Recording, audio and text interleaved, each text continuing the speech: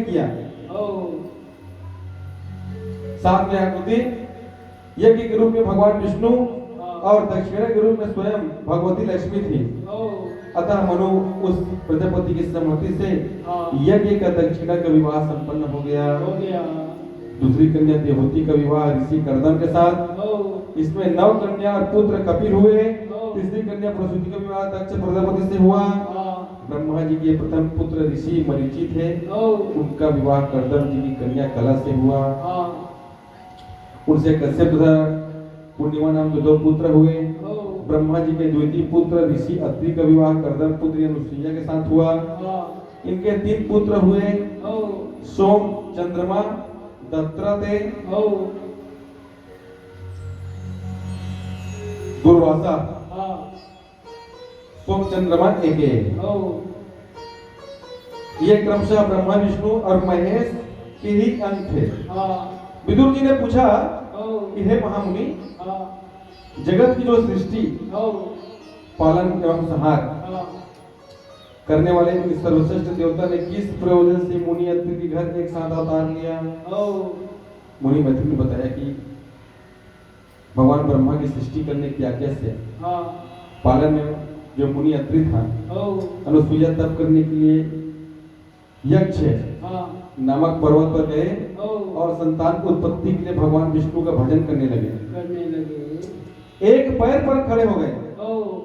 पहले भी संत मन भगवान ने प्रसन्न करे भाई, एक पैर यहाँ तक के अंगूठा में, पैर के अंगूठा में खड़े हो जाए।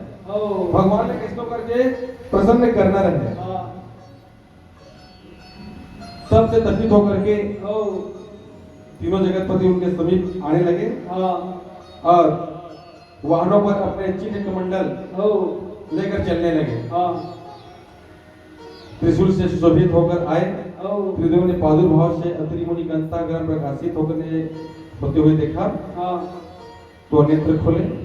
तीनों देवता को समक्ष खड़े देख करके साष्टांग प्रणाम किया और प्रणाम करके विधिवत अर्घ्य, पुष्पम, चंदन, गुलालम विधि विधान से पूजन किया और अंत में पूछा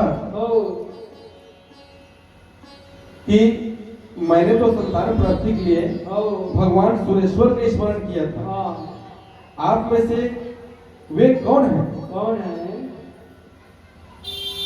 आप तीनों के पधारने का प्रयोजन क्या है? देव बोले, हे ब्राह्मण, तुम सत्य संकल्प हो। जिस जगदीश्वर का संकल्प किया था वह हम तीनों हैं। हम तीनों में किसी प्रकार का कोई भेद नहीं है। और किंतु भगवान का वरदान पूर्ण कैसे होगी, यह उसने प्रश्न किया। तो एक दिन विष्णु लोग माता लक्ष्मी के पास पहुंचे और माँ ने बड़े आदर भाव से उन्हें बिठाया, पूछा कि हे नारद, तुम्हारा यहाँ कैसे आना हुआ? नारद जी ने सहज भाव से कहा कि माता, वैष्णव और ऊंट मुंह जिधर उड़ जाए उधर ही चल देते हैं, उनकी कोई दिशा नहीं होती। ऐसे ही मैं आपके पास आया हूँ। इस पर माता लक्ष्मी हंसने लगी, बोली, अरे नारद, वैष्णव और ऊंट की समानता, हरि हरि हरि नारायण, ये कैसे बात कर रहे हो तुम? नारद जी ने बताया कि माता, वैष्णव और ऊंट दोनों ही पत्ते खाते हैं। अच्छा, मतलब ये बताना चाहते हैं कि देखिए हम संत हैं, जंगल में हमको क्या मिलेगा? पत्ते ही तो खाएंगे। इसलिए हमने उसकी तुलना ऊंट के साथ कर दिया। ऊंट वृक्षों को और वैष्णव तुलसी का पत्र विहीन करता है। लक्ष्मी जी ने पुनः गंभीर भाव से पूछा कि हे देवर्षि नारद, तुम्हारा आगमन कैसे हुआ और सब बात को हटाओ। नारद जी ने कहा कि मैं घूमता हुआ अत्रि मुनि के आश्रम गया था और वहां मैंने अनुसुईया का अद्भुत तेज एवं पतिव्रत धर्म का प्रभाव देखा। ब्रह्मांड में इस समय उनसे बढ़कर कोई भी पतिव्रता नारी नहीं है। और उनको देख करके लक्ष्मी जी ने शंका की तो नारद ने कहा कि माता, आपकी तुलना में नहीं आती। होते ना, कोई भी लक्ष्मी के सामने मगर कोई तुलना कर दे तो संदेह हो जाते वो कल का मैं कम हूँ, मैं पतिव्रता के धर्म पालन नहीं कर दो क्या? नारद जी ने कही माता तू हर सामने कार्य है, तू हर धार्मिक प्रवृत्ति के नहीं है, जब तक तू पतिव्रता है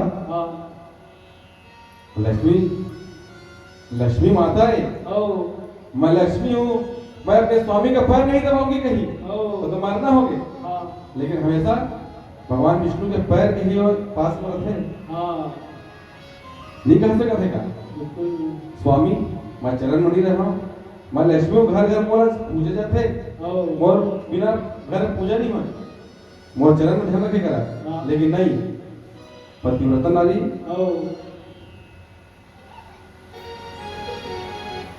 यह सुन करके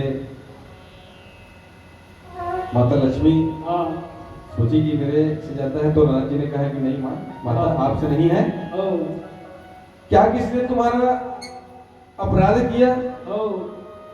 माँ पूछ रही है नारद से, शीघ्र मुझे बताओ तुम्हारा यहाँ आना कैसे हुआ? खिन्न लक्ष्मी को देखकर पूछा, शीघ्र मुझे बताओ मैं उसे दंडित करूंगी। दंड की बात सुन लक्ष्मी और भी खिन्न हुई, उन्होंने सोचा दंड आपने नहीं भृगु मुनि को नहीं दिया, जिन्होंने आपने ही वक्त स्थल पर चरण प्रहार किया था, और इन्होंने मेरा जय विजय को नहीं दिया, जिन्होंने मेरा अपराध किया उन ब्राह्मणों को दंड नहीं दिया, जिन्होंने मेरा घर उजाड़ दिया। दंड की बात कह करके मुझे आप अनुसुईया का सतीत्व तो नष्ट कर रहे हैं। भगवान मुस्कुराकर बोले कि हे देवी देखो मैं सामर्थ्य तो नहीं हूँ, परंतु चेष्टा करूंगा। भगवान के आश्वासन पर लक्ष्मी शांत भाव से सेवारत बैठ गई और वहां से महामुनि नारद हरि गुण गाते कैलाश पर पहुंचे। हर हर महादेव काशी विश्वनाथ गंगे भोलेनाथ समाधिग्रस्त थे। माँ पार्वती ने नारद का सत्कार किया, बिठाया, मने मन कहते पार्वती माता है लड़वैया आगे है, वो लड़वाक चल रही से कहीं चल रही से गला में काकर माला पहने हैं, हम मोरे माला पहने रही से ये इतना है लड़वैया है, मने मन में बैठे आते शंकर जी कहते हैं तो आए हुए मेहमान का सत्कार करना चाहिए। ठीक कहता स्वामी, आइए नारद बैठिए, आइए नारद बैठिए। कैलाश पर पहुंचे, बिठाया, भगवत प्रसाद में स्वयं के बनाए जो मोदक थे, क्या वो मोदक क्या बनाए थे? भगवान गणेश तो बनाए थे क्या? देख ले माता पार्वती मोदक बनाए हैं, क्या बा लड़का देना है, और अभी लड़का मन तो मांग दे मम्मी मेरे लिए चाउमीन बना दो, मैगी बना दो, और रिंची तो भात खाए हंस 3 घंटा हो गए, 3 घंटे नहीं हुए तो ना मैगी खाए बहे। अरे कैलाशपति के भर शंकर जी की पत्नी मोदक बनाए और अमृत मैं मोदक पाते हुए नारद जी बोले कि मोदक तो बहुत स्वादिष्ट है, किंतु जो उस रस मोदक में है इनमें नहीं है। पार्वती ने ऐसे पूछा कौन से मोदक की बात कर रही हो? कर रहे हो?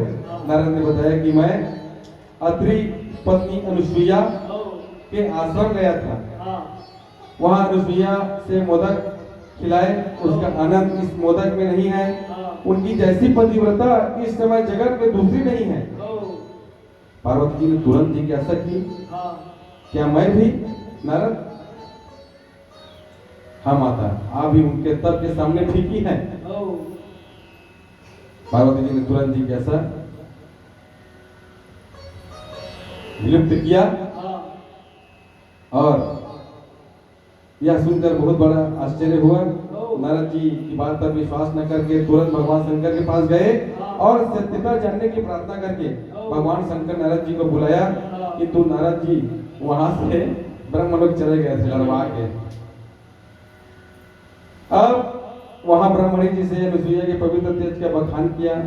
ब्रह्मणी एवं पार्वती दोनों ने अपने पति से अनुसुईया के बढ़ते जो प्रभाव हैं उसको रोकने का वचन लिया। ब्रह्मा एवं शंकर दोनों ही विष्णु जी की भांति अत्रि की आश्रम में चल दिए। मंदाकिनी नदी के तट पर तीनों देवता मिल गए। तीनों ने परामर्श कर ब्राह्मण का वेश बनाकर अनुसुईया का धर्म नष्ट करने की योजना के अनुसार अत्रि की कुटिया पर नारायण नारायण कहते कहते अंदर घुस गए। अनुसुईया ने उनका स्वागत किया। आइए आइए, संतों का दर्शन बहुत ही भाग्य होता है।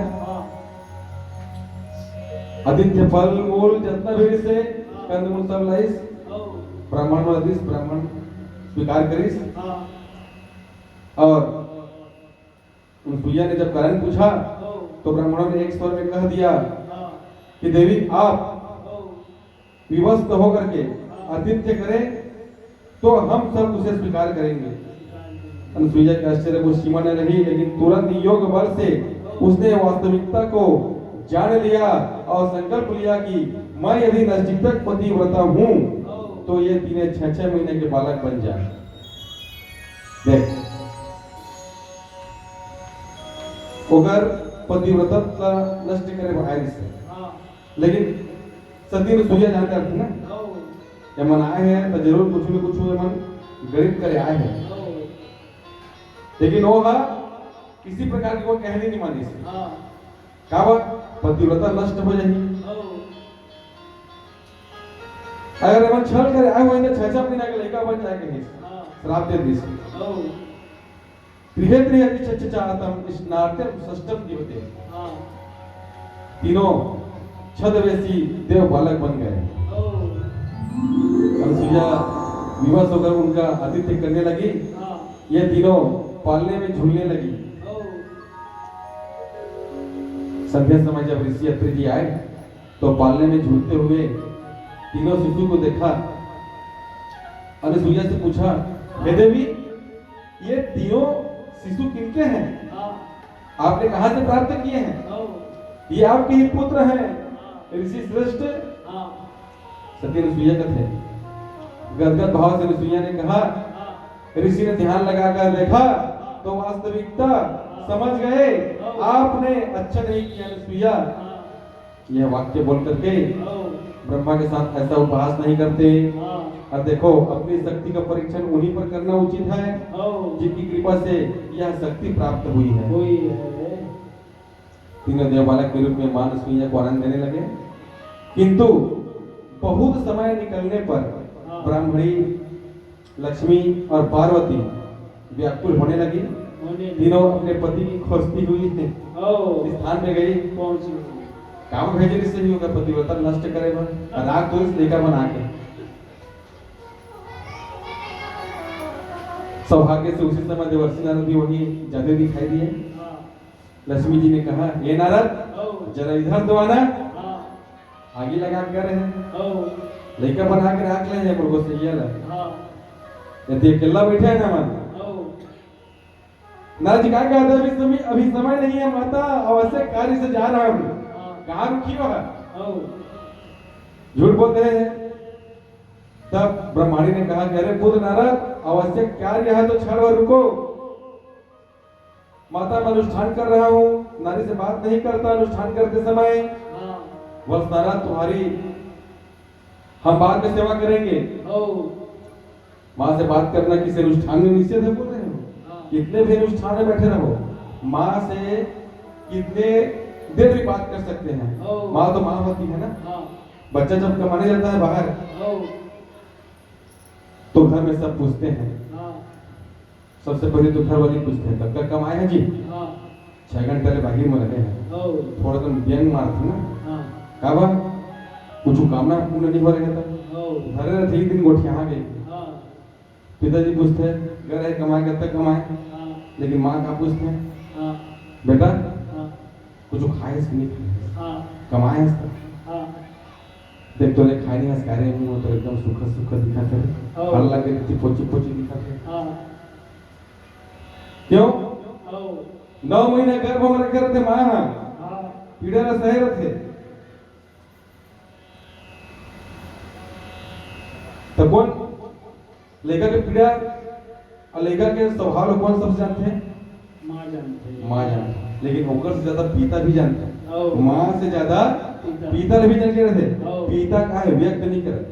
एक मर्यादा में रहते पिता ना ओ का मर्यादा में स्कूल हां लड़का में जब बदमाशी करते ओ तो माँ से वह वास्तविक रूप से बराबर में रहते हां बच्चा में ओ नहलाना धोआना उठना बैठना खाना पीना पिता से नहीं रहे ओ वास्तविक रूप से पिता से रहेगा नहीं रहे नहीं रहे तो एक भय बनाए बना ओ तो बाबू आई तो पिताजी आई तो बताऊं शिकायत है हां एक भय बनाए रहते मम्मी है बस जो माँ है हां भय बना के रखे रहते ओ पिता अपन रूप में प्रकट नहीं कर सका हां लेकिन माँ से ऊपर ओ पिता के दर्जा है हां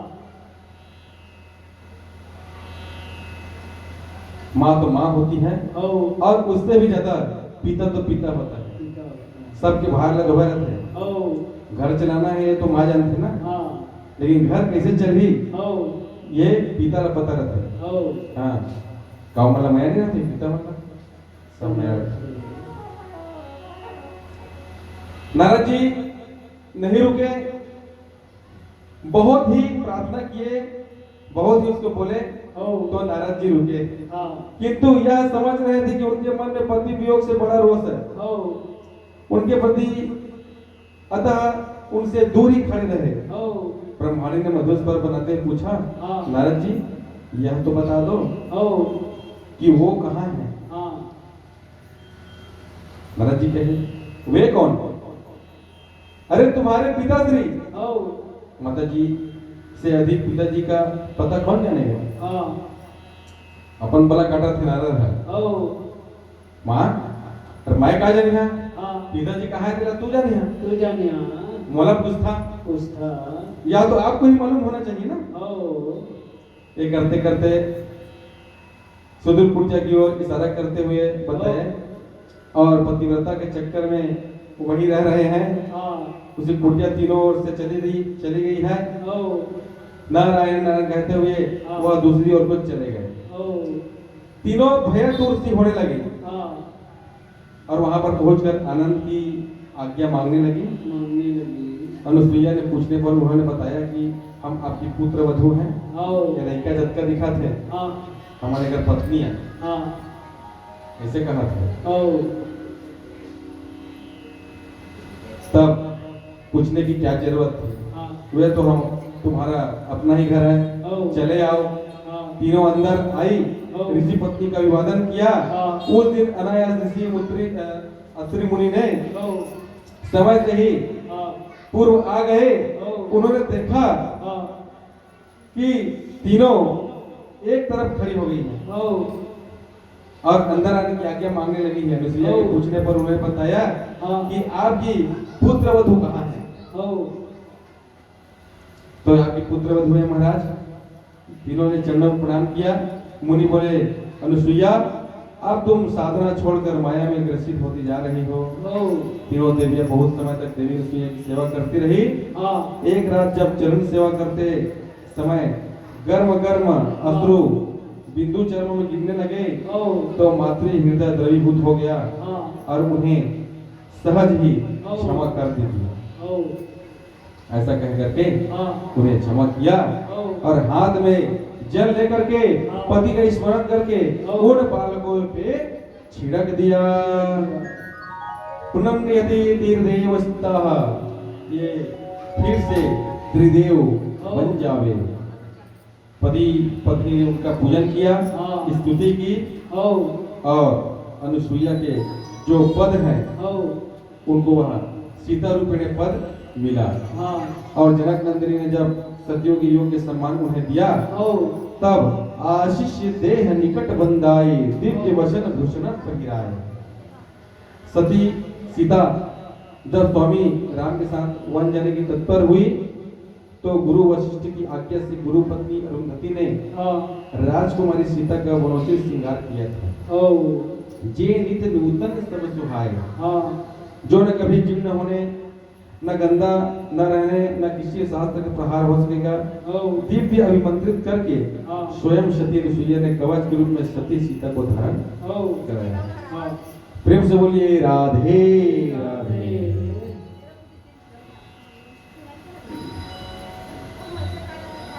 इस तरह सती अनुसुईया ने ओ जानकी जी के माध्यम से हाँ जगत की महिलाओं को पति के प्रति अपने दायित्व उपदेश दिया ओ कि पति चाहे जैसा भी रहे, ओ पत्नी को पतिव्रता हमेशा रहना चाहिए, हाँ क्योंकि वो अपने कर्म के अनुसार वर्णन करती है। ओ समाज में सभी नारी को आदर सम्मान का स्थान प्राप्त है ओ और रहेगा। इसका उदाहरण स्वयं अनुसुईया जी ने दिया है। नारी को सदैव पूजनीय और लक्ष्मी का स्वरूप समझा गए, किंतु नारी को अपने दायित्व से विमुख नहीं होना चाहिए और पुरुष को अपने कृत्यों से प्रेम से बोले राधे राधे राधे। एक भजन के बाद सती दाह में चलेंगे। चलिए। नारी निंदा ना करो, नारी नर की खान, नारी से नर होते हैं ध्रुव प्रहलाद समान, ध्रुव प्रहलाद समान। जय हो। सुन संगवारी तोला सुनाओ और नारी के महिमा हवै अपार। राधे। नारी की महिमा काला पठाना में नारी के महिमा देवता घलो नहीं पावे पार। काला पठाना में नारी के महिमा देवता घलो नहीं पावे पार। काला पठाना में नारी के महिमा।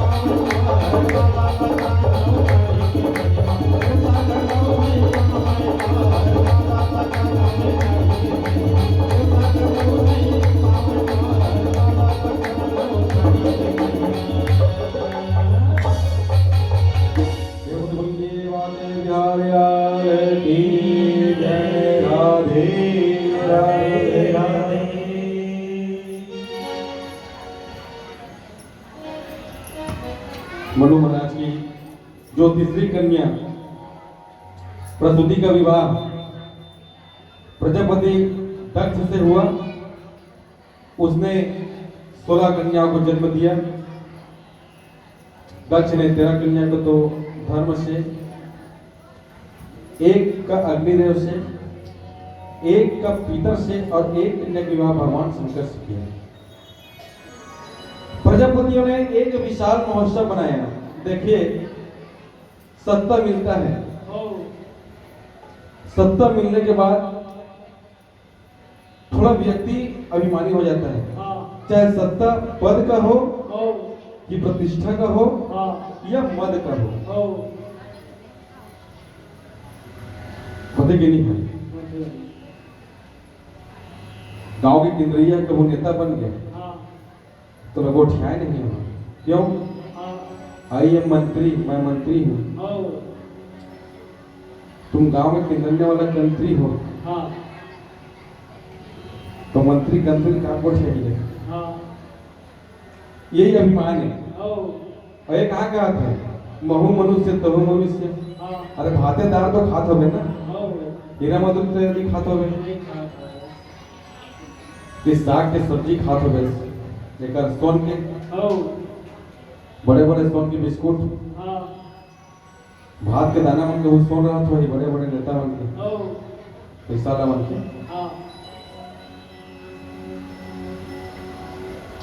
तो पद के जो गरिमा होना चाहिए वो पद से ज्यादा होकर जो गरिमा से ऊपर अहम जिला बोलते हैं, ये हुई पहले समझ नाश होते हैं। तो ऐसी जो है दक्ष प्रजापति ऋषि, दक्ष और प्रजापति दोनों जुड़ गए। महान यज्ञ का आयोजन हुई, समस्त देवता गण मनाइस, ऋषि गण भी पधारिस। प्रजापति दक्ष जब पधारिस तो भगवान शंकर, ब्रह्मा, विष्णु सब बैठे रिश्ते, सबके सभासद लगे रिश्ते। कृपया थोड़ा शांति बनाए रखें। अगली कथा बहुत आनंद आई। प्रेम से बोलिए राधे राधे। राधे राधे। तो प्रजापति जब प्रवेश करी सब उठिस हाँ आदर सम्मान के साथ बोला नमन करिस ओ प्रार्थना करिस प्रणाम करिस हाँ लेकिन ब्रह्मा विष्णु और महेश ओ बोला देख के तीनों तीनों नहीं उठिस हाँ अब प्रजापति के पद मिलेगा ओ अभिमान चरण में है हाँ सबके सब ओकर नमस्ते करत थे पल्लगी प्रणाम करत थे अभिवादन करत थे ओला नहीं देखा थे ओ ये तीनों तीनों नहीं उठिस था हाँ। नजर हिमन के आ गया ओ सबके सब वो प्रणाम करत हेमन कोने जे मोला देख के नहीं उठिस हाँ देखते तो ब्रह्मा विष्णु और शंकर हाँ ब्रह्मा देखते अरे ये तो मेरे पिताजी हैं ओ कितना भी मैं बड़ा पद में आ जाऊं हाँ लेकिन रहूंगा अपने पिताजी के ही अंदर ओ क्योंकि बाप बाप होता है हाँ विष्णु जी को देखा ओ अरे ये तो मेरे दादाजी हैं ओ क्षमा क्षमा हाँ शंकर जी को जब देखा ओ अरे ये तो मेरी पुत्री सती का विवाह इसी के साथ तो किया था ये तो शंकर लगता है हाँ इतना अभिमान ओ बहुत रमाए बैठा है हाँ न वेशभूषा का ढंग है ओ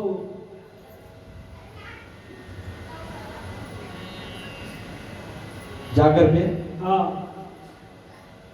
बैठ गए अयम तो देवजनम इंद्रोपति भीर्भवा हाँ सहभागमला लभता देवदेव गणाधमम ओ हमें तो हो गए हाँ लहुट लहुट के देखा थे ओ का बात प्रजापति है हाँ अभिमान बहुत है ओ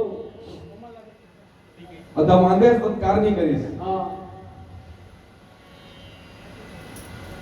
सिंहासन में आरूढ़ होइस जाके कहिस हाँ देखिए सभी सभासद मैं बोल रहा हूँ सभी से निवेदन कर रहा हूँ ओ असभ्य आदमी को हाँ स्थान देना ओ उचित नहीं है हाँ शंकर जी समझ गए हाँ असभ्य कहा थे मतलब अमूल्य कहा थे ओ शंकर जी के नंदीमन कहा थे हाँ हे दक्ष ओ तुम असभ्य किसको बोल रहे हो ओ बंदर आंखों वाली हाँ जिसका बेंद्रा क्या कीरत है हाँ उसने एक राखी पीढ़ी आखी। शंकर जी ने ओ योग्य नहीं है हाँ एवं बैठने के लायक नहीं ओ तो वो शंकर जी क्या कहते हैं हाँ। कद कोई तो ससुर है हाँ ससुर तो मानना होता है ओ कद कोई तो अगर बेटी की बिहाव करे हाँ सही देते हो सब हाँ। कर लेते हो नंदीमन कहिस हाँ बहुत बोल रहा है तू ओ दक्ष हाँ ज्यादा मत बोलो हमारा मुख खुलेगा तो यहाँ हल्ला गुल्ला सब इधर उधर हो जाएगा पति ने भृगु मुनि कहा थे ओ। अरे चुप रहो तुम लोग क्या बात करोगे हाँ प्रजापति यदि सर्वश्रेष्ठम ओ उनको बोलने का अधिकार है हाँ। जिनको बोल रहे हैं दो के बीच में तीसरा क्यों बोल रहे हो हाँ नंदी उनके थे मैं कर रहा था जा तो मुंह बकरा से ही बन जाही ओ भृगु कथे अरे जा जितना भी शिव के गढ़ है हाँ सब यक्ष भक्ष हो जाए ओ भृगु कथे यक्ष भ्रक्ष हो जाए तो नंदी कथे जाओ तुम्हारा दाढ़ी जो है बकरे की तरह हो जाए भृगु मुनि कथे का होइस फ्रेंची कट में माथे रही थोड़ा केस में रही तो का छोके फैशन चलत का अहम तिष्ठन्ति हाँ मान के शंकर जी कथे अरे मैं उठे नहीं वगैरह इतने बड़े एमे परेशानी खड़े हो गए अब मैं शांत बैठे हो एमन अपने पर लड़त है हाँ चलो चलो चलो अरे अरे नंदी अरे वीरभद्र अरे चलो हाँ सब शांत करीस ओ शांत करे बाद आ गए हाँ दक्ष काय कहत है हो मोर अपमान करी से वह हाँ ओ अपमान के मोला बदला लेने छे लेने छे अश्वमेध यज्ञ आयोजन करते हाँ हाँ अश्वमेध आयोजन रखते हो और वो आयोजन में हाँ सब लोग बुलाते हो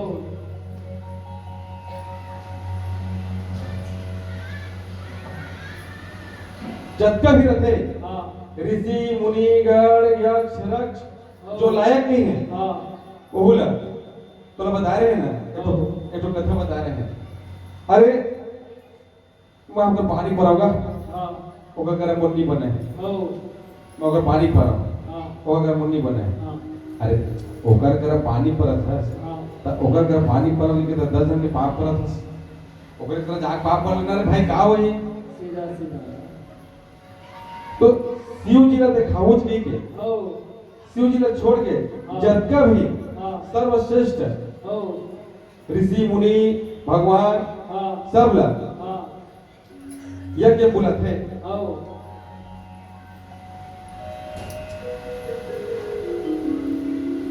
और सब जाते सब न्योता पाते हो सबके लाइन लगे रहते हाँ भगवान शंकर जानदार थे हाँ ये मोर अपमान करे बा यज्ञ के आयोजन करत है हो और मैं तो निमंत्रण मिले नहीं तो मैं तो नहीं जाऊं हाँ वसना अरे करे दमान थोड़ी नहीं सका हो सारा दमान दे हाँ जब तक ये जाऊं वाला है सब जो ये मन काय कहते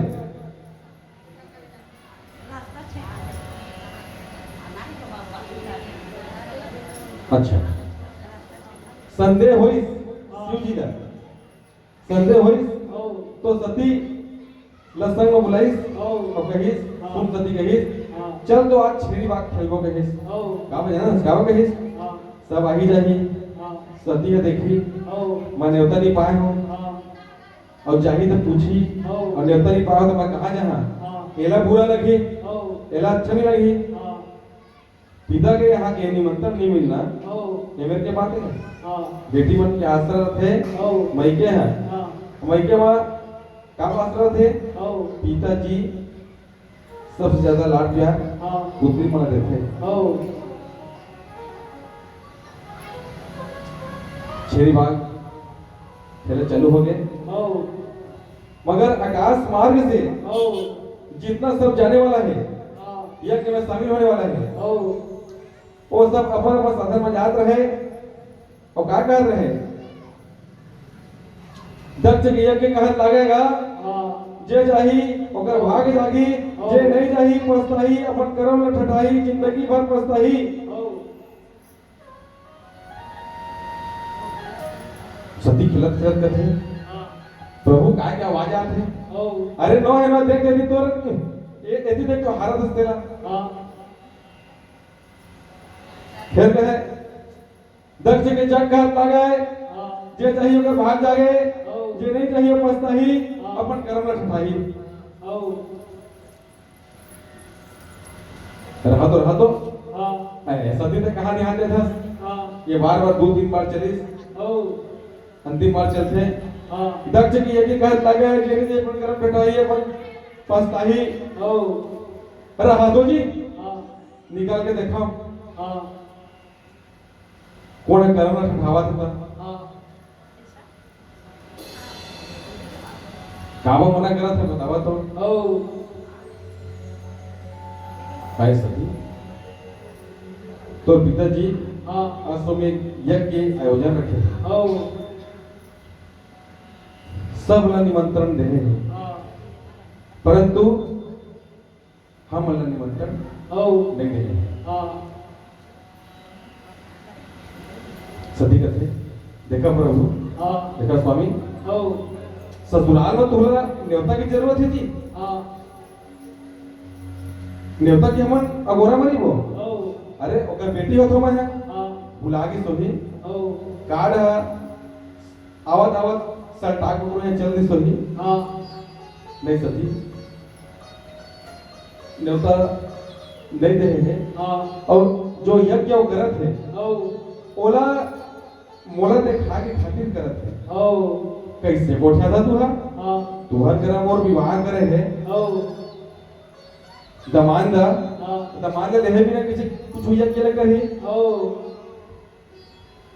तो यकीन कर देखा के खातिर हाँ निमंत्रण नहीं दे नहीं है दे। और यज्ञ जो करत है हो वो सिर्फ अपमान करे वो करत है हाँ रहे दौरान जाना है हमला हाँ मैं तो नहीं जाऊं हो तोला जाना है तब चल देवे सकी हाँ